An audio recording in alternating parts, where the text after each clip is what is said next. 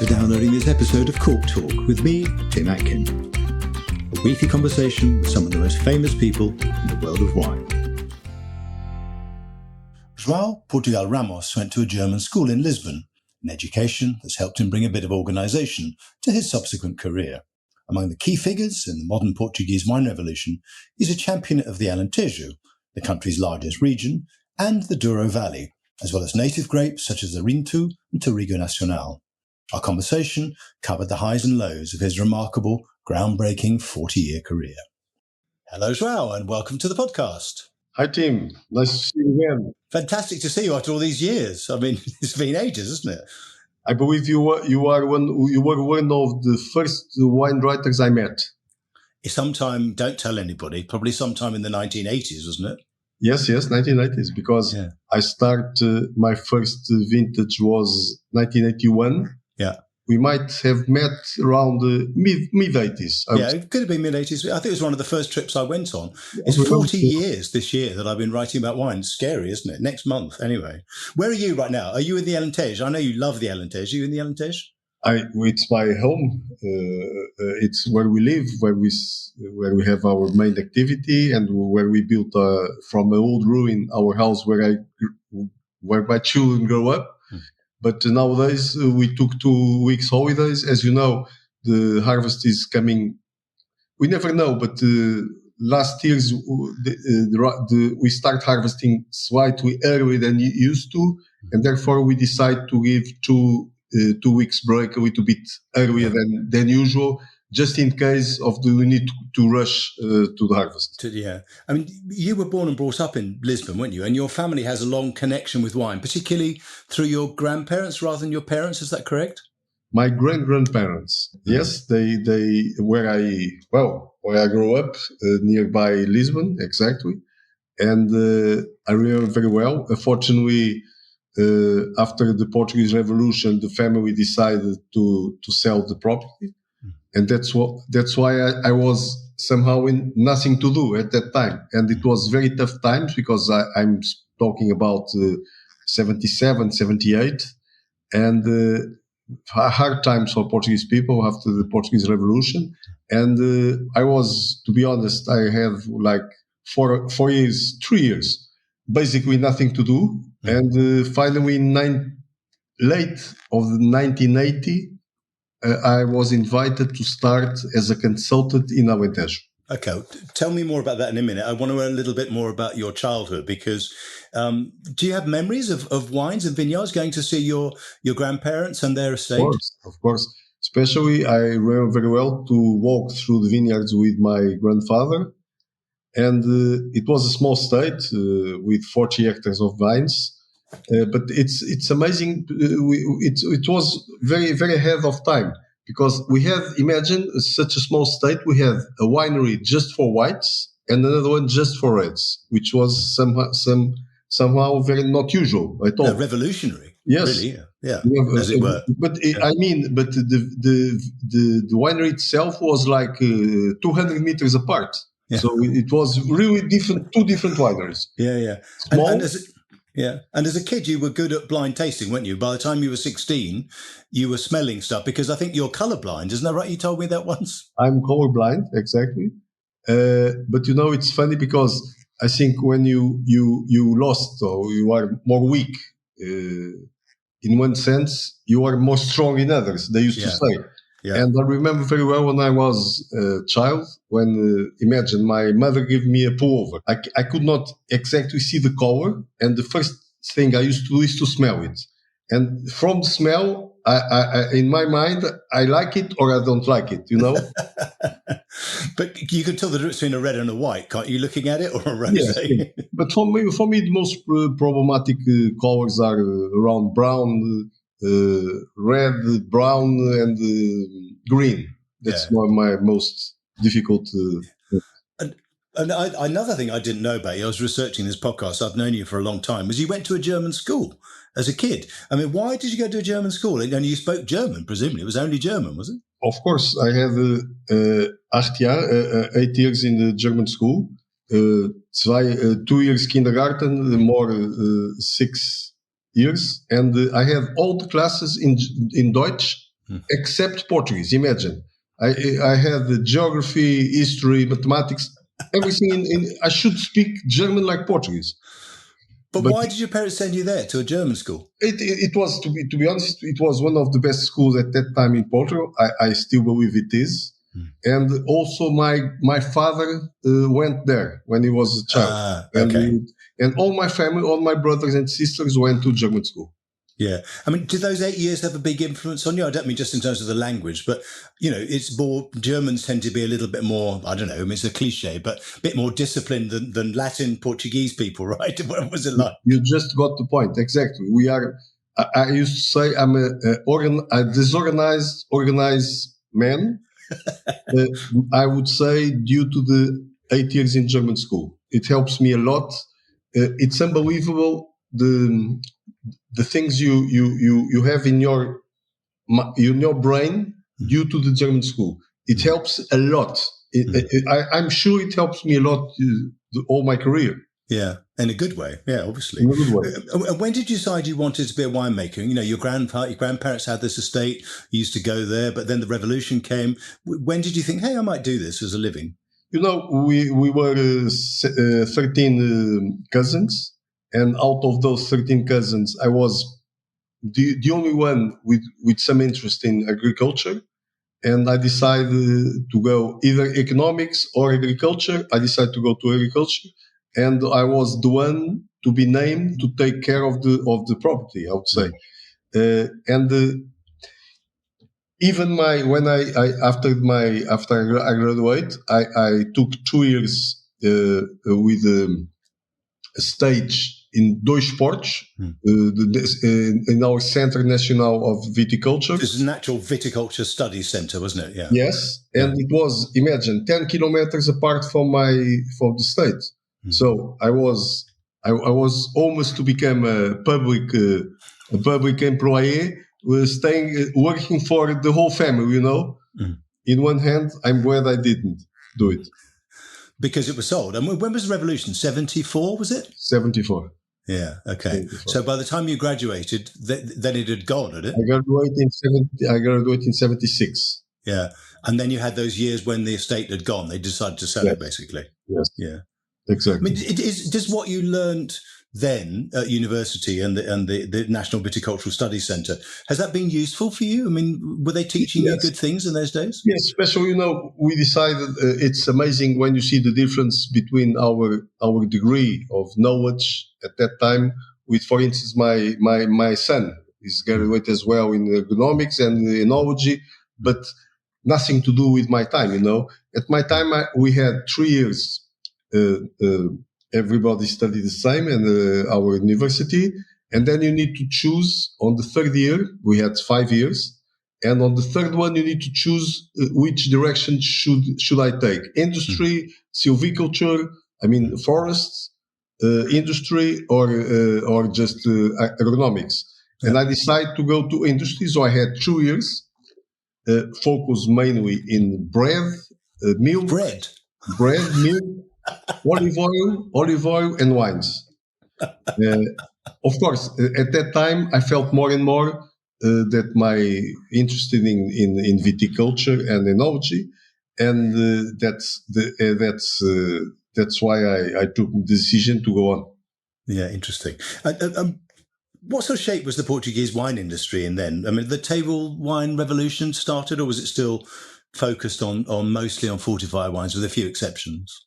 I would say it was long story. Good question, and let me try to explain the best I can. At that time, the wine business was driven by big negociants, if you want. They used to buy in bulk. The quality matters, but not that much. Volume was more important than quality, and of course. They used to blend everything, The wines had no identity, without any identity whatsoever. Because I believe then the next movement that gave somehow the consumer the feeling of identity and place to have birth to the wines, to give birth for the wines, were the cooperatives. The movement of the cooperatives was very important because somehow gave the consumer the feeling that you are having a wine from that specific region. I think that was very important for me, very important. Much more than estates, because there weren't many estates in those days, right? We had the states that had wine. They used to sell in bulk. They had some bottles to give for the friends, and some of them they sell, but was a minority. But the big volume came from Negociant at that time. And so your family estate had gone, and you decided to set up a consultancy instead, didn't you? Called Consul Venus. Yeah. And which regions did you start working in? I mean, did you work all over Portugal? Yes. I started in 1981 in Alentejo with just one winery to consult. Then in 86 with two more, Alentejo as well. Then 87 the fourth one. And then 88 the fifth. And then when I had 6 wineries, I was invited for the first time to start making wine in the region, Tejo. Now it was Ribatejo, now it's called Tejo. And in the middle of and then elsewhere, and then also in Dão, in Douro, even in Colares. What else? Basically everywhere. Everywhere. Tejo and Tejo were the main activity. And then in the middle of the 90s, I started thinking, let me go back. In 1989, I planted my first 5 hectares of vines. Just to be honest, I was not sure if I wanted to become a wine producer, but then things started to drove me in that direction. Where was the first place you worked? Was it the Cooperativa de Pegões? No. Was the cooperative of Vidigueira.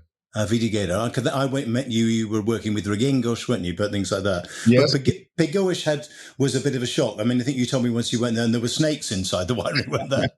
Well, it was. I was asked to help the cooperative of Pegões. They were in a very bad condition, very very bad condition. To be honest, when I visit, I doubt if I shall accept the invitation to work there because it was a nightmare. And actually, the first time I visited the winery, right, there were 2 snakes inside the winery. I remember very well. Big ones. 2 meters. Not that much. It was one white snake and then one black snake. One to the red wines, the other one for the white wines. Were they dangerous? Or not? They wouldn't have beaten you, would they? Were they dangerous? No, they were not dangerous, but they were. It was the cooperative had faces a lot of problems at that time, and it's amazing that they have survived. And nowadays they are a very important cooperative in Portugal. Yeah, and there's some fantastic wines came out of there in those days, isn't there? Yeah. I mean, you said you started your own wine business in 1989, making wines under the João Portugal Ramos brand, and it was in Estremoz. Where, I mean, why there?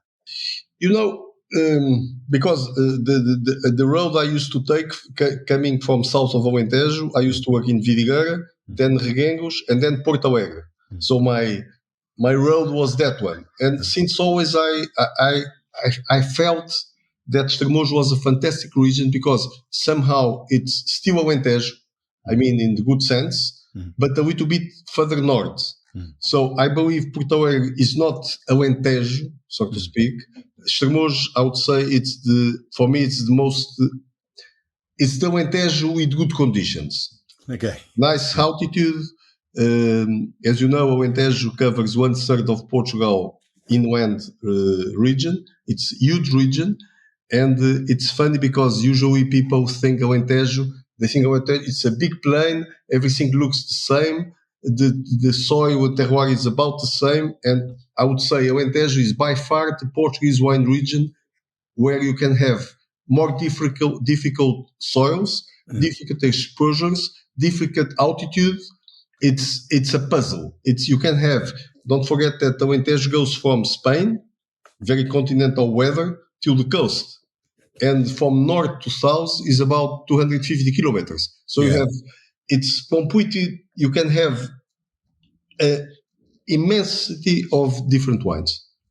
Yeah, I mean, you call it your favourite wine region, don't you? I mean, which might surprise people listening to the podcast who will know about the Douro or Dow or Vinha Verde or other places in Portugal. But it's your favourite because of that diversity? Yes, and of course, I cannot deny that where we started, it's my homeland. Of course, I have a background for Alentejo, for sure. But Alentejo gives you also, when you start a wine business, starting from zero, as I did, it's very important to have somehow the consistency of quality. I mean, vintage after vintage. And as you know, I used to say that I don't know a single Portuguese wine region where you cannot find a good wine. You can find good wines everywhere in Portugal. But Alentejo is, for me, it's very consistent. And when you set up a business, it's very important to have that consistency. Very important. You don't have bad vintage, so to speak. You don't have. You can have fantastic ones, medium ones, but it's very, very rare that you have a bad vintage. But it's continental and Mediterranean, really, isn't it? Yeah. And you know, when you work and you want to work with ripe grapes, in order to have time to wait for the good ripeness and the best balance, you need to make sure that you don't have rain. I hate have rain during the harvest. I hate. And for me, it's very important to be able to wait for the right moment to pick the grapes without fearing the rain. Yeah. And what did you plant? You planted 5 hectares sort of around the house, didn't you? What did you plant in those days? I planted at that time, it was in 89, I planted I would say the 4 more known Portuguese grape varieties. I mean, Alentejo grape varieties, a weekend Pouchet, to be honest, to begin with a weekend Pouchet. I think Estremoz is the best place to grow a weekend Pouchet. Then I have Trincadeira, Aragonês, which is, as you know, the Tempranillo, and also Castelão, which is the famous Periquita, and with a touch of Cabernet Sauvignon, because I believe a lot that a touch of Cabernet Sauvignon helps a lot the potential, the aging potential of the wines. Did you make the right choices, do you think? Yes, unfortunately, 2 of them they start to get completely forget. For I would say the new plantations. I don't know, but very rare to plant to plant Castelão or even Trincadeira. People, the winemakers, they don't love Trincadeira. To be honest, is one of my favorite grape varieties. You need to be very careful when you have a very sensitive grape variety, like always, you need to be very careful about the yield. Yeah. But if you have the right yield and the right balance between the plant and the quantity of fruit, you can have fantastic wines out from Trincadeira. And yes? I was going to say, how many hectares do you have now? I mean, you started with 5. Now you've got it's a pretty big estate. It's not or estates, sir. Yeah. Yeah. Well, we have in total in Portugal, we have around, we manage 600 hectares of grapes. Of vineyard. 600 hectares. We have owned vines, we have rented vineyards, and we have also very long-term contracts with some producers, and we take care also of the management of those vineyards. And where are they? Not just in the Alentejo anymore, are they? Yes, but I would say yes, but 80% Alentejo. Okay. 80% Alentejo. Then we have a very nice project in Douro Valley, where we started in 2007. I invite you to visit, because it's an amazing project. We have 150 hectares. We planted 60 new, and we rented 60 very old vines. So we have a fantastic project there. So, and then we have a small. I take also care of the property of my in-laws. Which is just in the middle of Portugal, between Dão and Bairrada. It's almost an unknown region.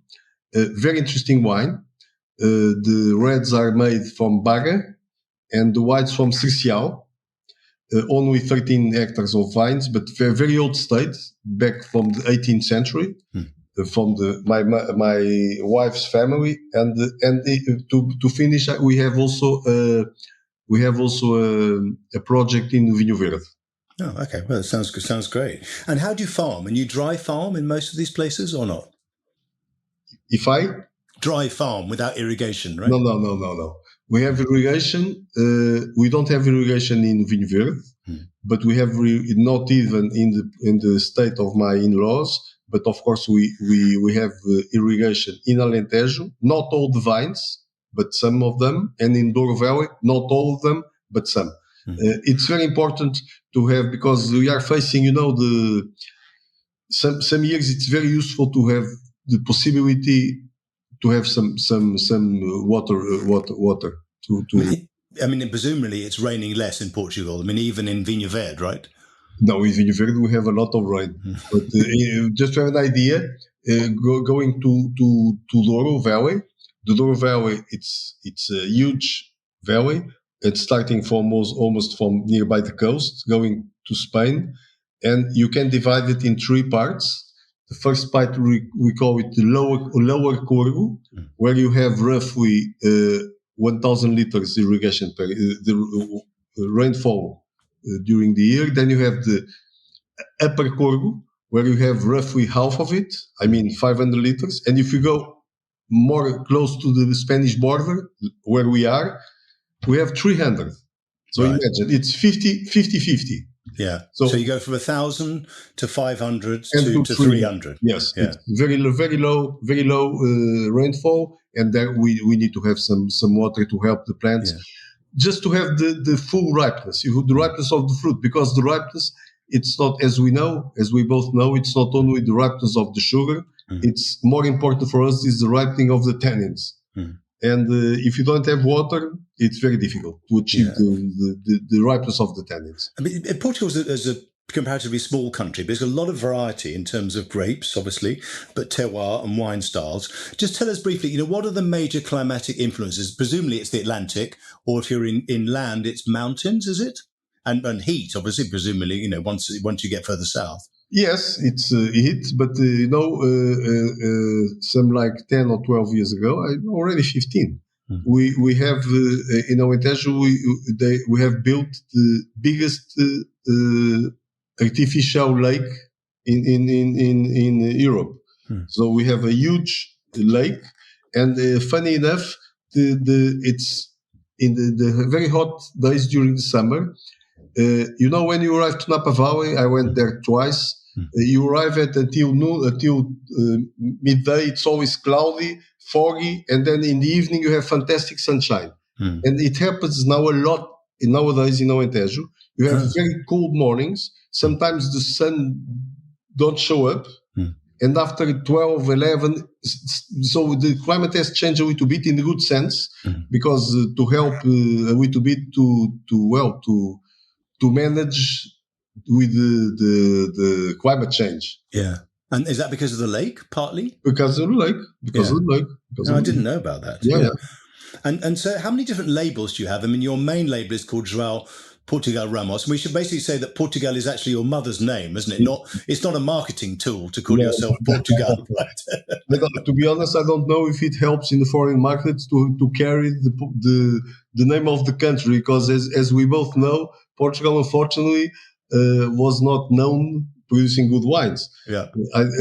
Ramos sounds more Spanish. I might skip Portugal. João Ramos. João Ramos.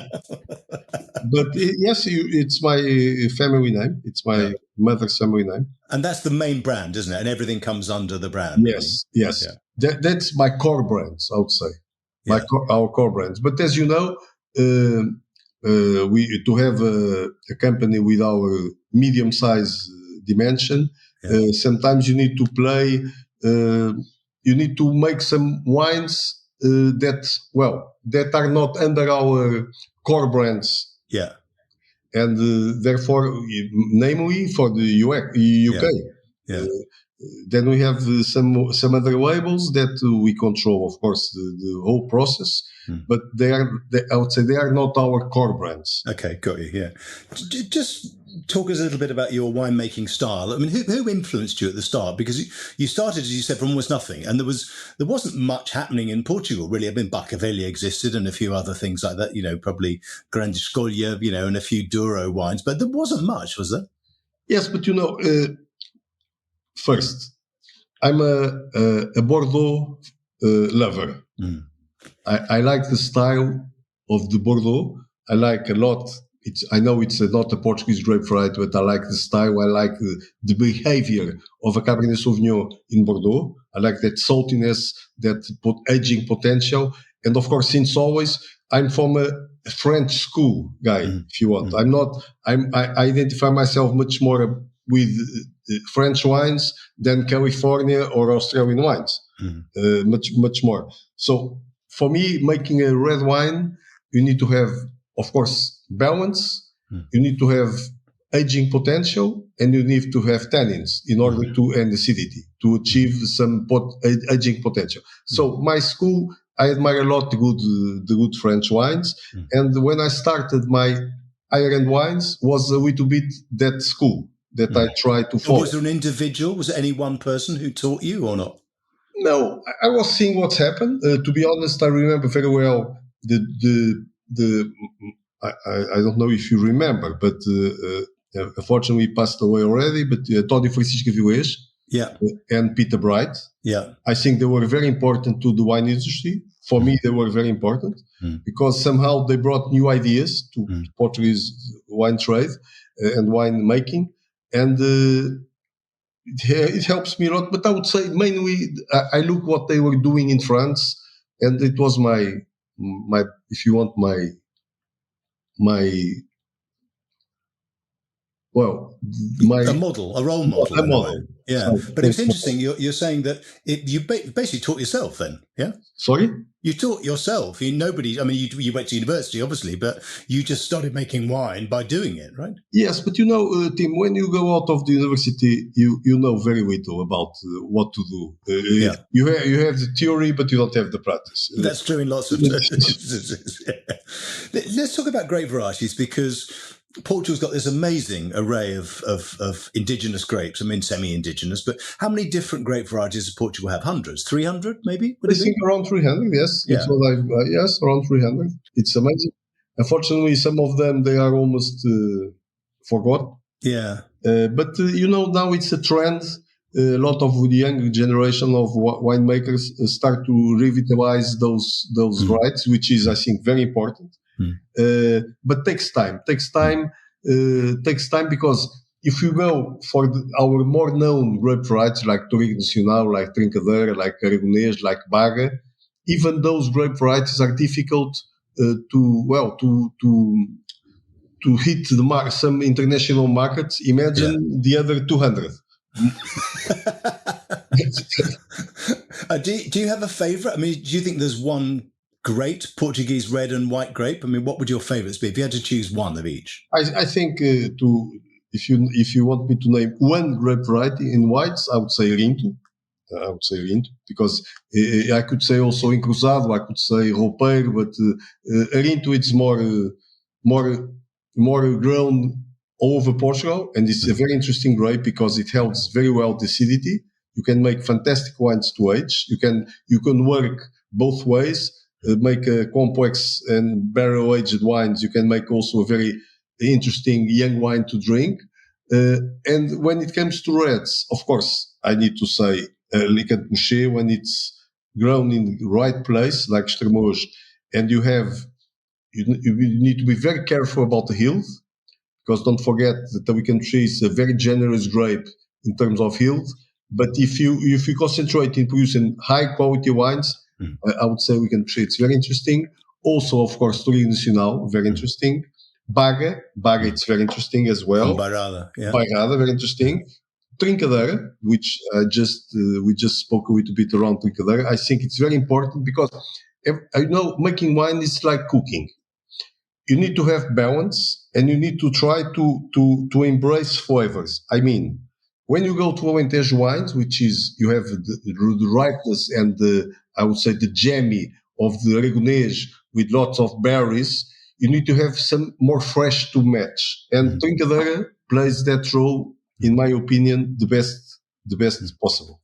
I mean, you, as you said, you got involved with the Douro Valley in I think 2007, was it? And you made your first vintage port in 2007, the same year. Good vintage, right? I just wonder, how difficult is it for you, as you were a still winemaker and suddenly you're making fortifieds? I mean, they're different worlds, aren't they? But I need to name my friend José Maria Soares Franco. There has been 28 years making fantastic wines at like Barcavella. And when I started my project, I started with him. Okay. Yeah. And he was the one to start making our port wines. Of course, nowadays he is retired, but we go on because somehow we know how to do it nowadays. Yeah. And when I remember very well, when I arrived there, if you want me to talk a little bit about port wine, the vintage ports, I used to say it's very interesting to have a bottle aging old vintage, but it's also very interesting to have a very young port wine. And when we decide to make 2007 a vintage port because the quality was there, I used to say I will have my first vintage port with the Steco Poivre. And we did it. And José Maria Soares Franco told me, but João, vintage port doesn't show up like this. You need to have the perfect conditions, you need to have the perfect vineyard, blah, blah, blah. And I just, I believe it's very, very difficult to have a vintage port. But it was not true, because we had 2007, 2008, 2009, 2010, even 2010, 2011, 2012, all vintage, just coming from one single vineyard. That's very lucky. Yeah. Very lucky. I mean, as you said, thank you for reminding the listeners, we've known each other for over nearly 40 years. But how has the Portuguese wine scene developed in that time? I mean, is it finally getting the recognition that I think, you think it deserves, and I think it does as well, actually? Well, I believe yes. I would say, unfortunately, people abroad are not willing to pay the right price to have a good Portuguese wine. We have fantastic wines, but we have also entry-level wines. And unfortunately, the trade that I would say Portugal is still not known producing fantastic wines. Therefore, the majority of the wines that people drink outside Portugal, they are not our best wines. Yeah. Unfortunately, they are not our best wines. And of course, it's a shame. I think and believe and hope that Portugal, step by step, I agree with you, Portugal is achieving a better position in the white trade market. But even though it takes more time to have imagine, look, it's very, very interesting.